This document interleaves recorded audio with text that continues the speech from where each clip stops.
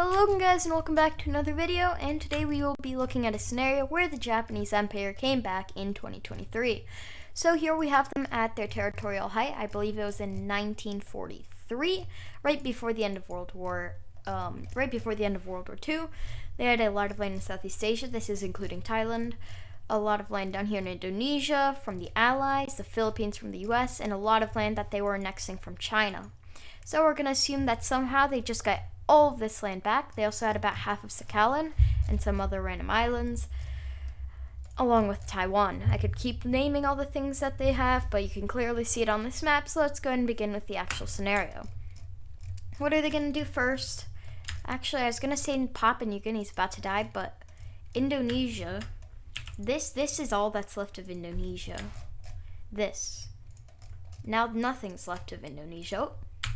So basically, Japan just goes down to Indonesia, or at least what's left of it on the island of New Guinea, and just annexes it. There's nothing more to it. They were just weak. From there, they go ahead and annex Papua New Guinea. Once again, fairly weak nation. Bougainville, have fun. I don't know if that's this island or this island, or wait, is that a part of the Solomon Islands? I don't know. I get my islands mixed up. Over here is like Fiji, and then Tuvalu, Solomon Islands. Up here are the Marshall. There are a lot of islands in Oceania. That's the main point here, but Japan just expanded themselves a decent amount. Where they're at on the global stage, well, they're rivaling the United States of America for the #1 spot. They control all of South Korea, all of Japan, all of Indonesia, the Philippines, Vietnam, all of Southeast Asia as a whole, a lot of northern China. So yeah, they are incredibly powerful here. Insanely powerful. Well, let's go ahead and continue. As where are they going to go from here? Well, actually, they don't have that many places to go, but you know one place that they do have to go? To the Pacific. So they're just going to start eating up all of these islands. There is nobody here to protect them, and if any of these are under the influence of some global powers, then Japan's just going to buy them, because this economy is booming. The population is insane, and the economy is almost as great. From there, Japan has a choice. They're surrounded by mostly powerful countries. Australia and New Zealand are in an alliance. Well, they're not actually in an actual alliance, but let's be honest here. I can twist this scenario and make it as unrealistic as I want. But in the end, if Japan declared war on Australia and New Zealand here, the United States or the UK would join in, and then the other would join in, and then Canada, maybe France. Yeah, Japan would go to war with a lot of the West. So they're not going to be stupid enough to do that, at least not yet, and they're going to go after Mongolia. Goodbye, Mongolia. Maybe they won't annex all of it, but it'll expand their land by a lot, and that's going to help them with global influence. Mongolia is the least densely populated country there is, but hey, it's still some more land, and they're incredibly weak, and they'll expand the Chinese border for when Japan eventually does decide they want to invade them.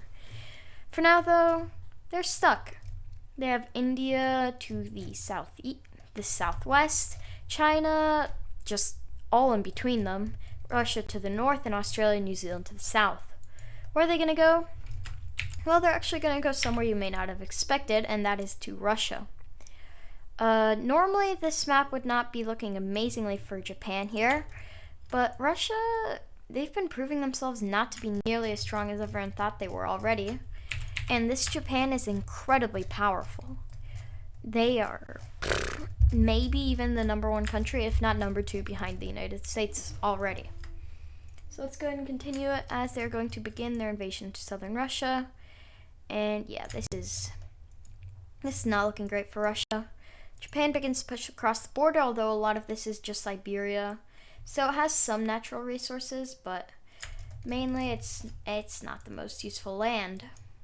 Japan is still going to be taking it, though, as they don't want to fully capitulate Russia. They just want to get them into giving them a good amount of land. So the Japanese army is just continuing to push into eastern Russia.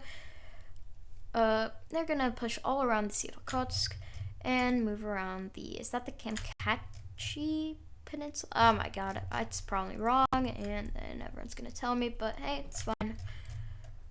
Russia here is being backed up, and Japan is continuing their major assault across all borders, which is going to lead them to basically just say, hey, Japan, You've taken a bunch of land from us. How about we just give you the land you've taken and you leave us alone?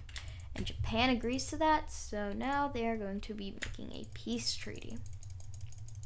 Of course, in this peace treaty, Japan is going to get a bunch of land, but in the end, Russia's still fully independent, and they didn't lose too much population or important land at all. Like, this is mainly just Siberian, except for this little area right here, where there's some population and some major cities such as Vladivostok.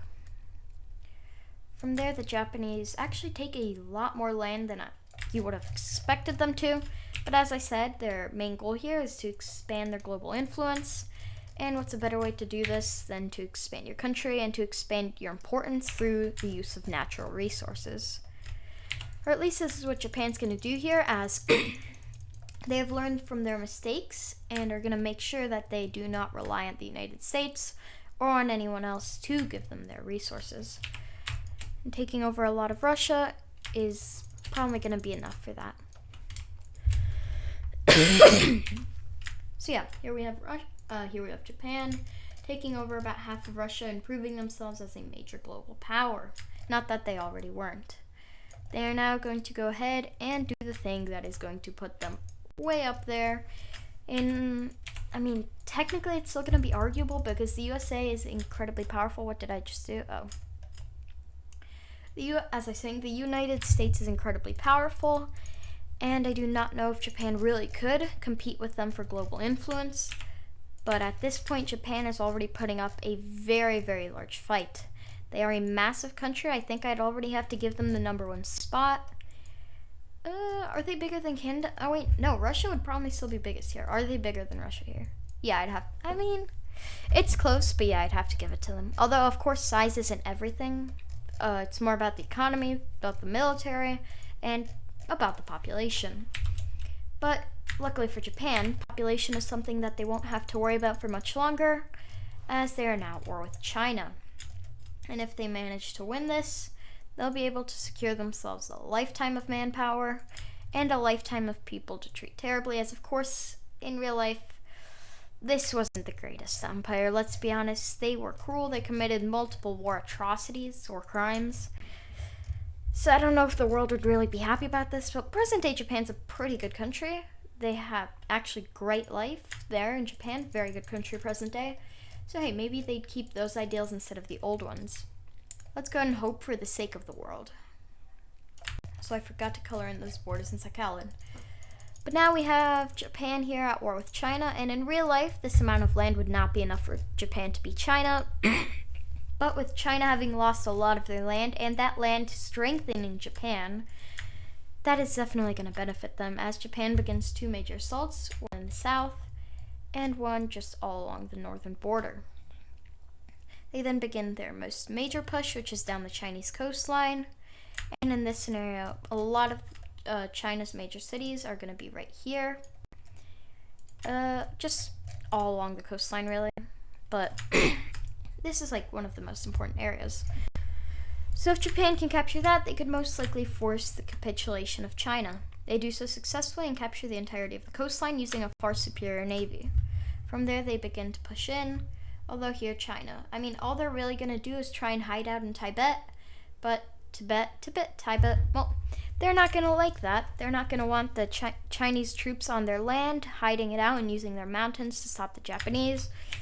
So they're not going to get the support they need, and with that, China is going to fall here. Kind of unrealistic? Yes, probably, but this is completely impossible to begin with, so anything that happens here is unrealistic, and yeah, there's nothing else to say. Obviously, this would never happen in real life, and Japan just took pretty much all of China's important land. But don't worry, China, you won't have to worry about that, as China no longer exists. You know who does exist, though?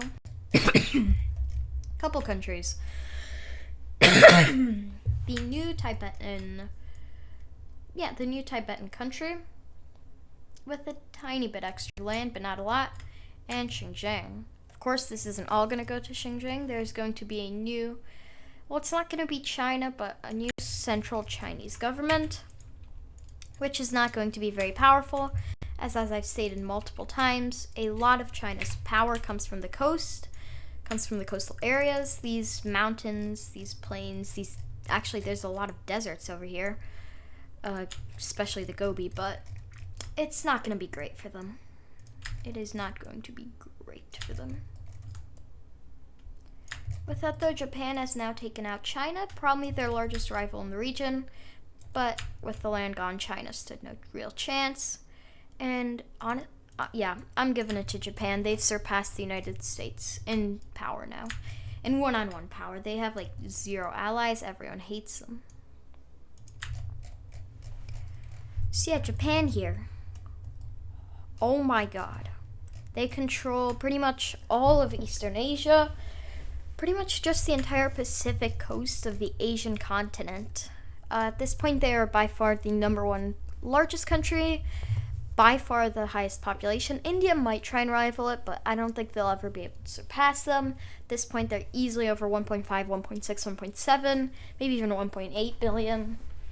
Actually, probably higher, closing in on 2 billion, but yeah, Japan here, major world power, and you know what that's going to give them the confidence to do? Well, it's going to give them the confidence to do that. And what's the United States going to do?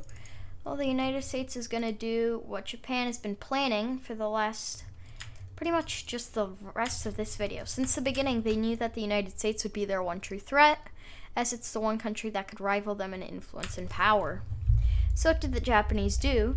Slowly supply rebels in the region and cause the United States of America to break into civil war.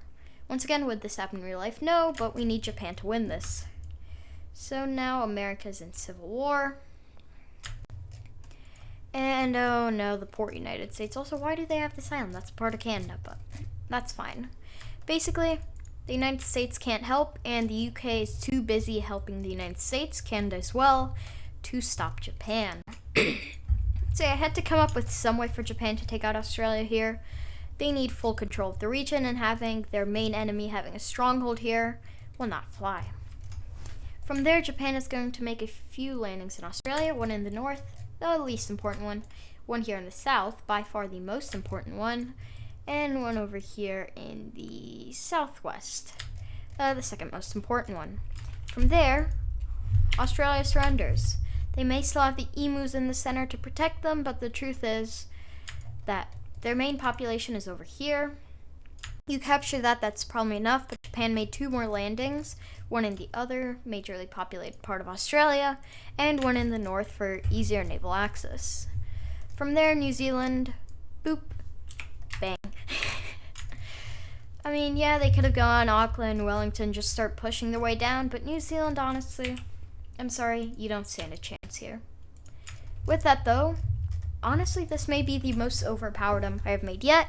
The what if the French Empire came back, became very powerful, but this controls a lot of Asia and has puppeted all the rest of land from China. So with that, I do hope you guys enjoyed this video. Let me know any other empires you want to see come back. I'm planning on doing all of them eventually. Just might take a second if it's not as known. Either I have to look into it and find out more about it, or I just don't think it would do well. So with that, once again, I hope you guys enjoyed, and I'll see y'all next time. Bye.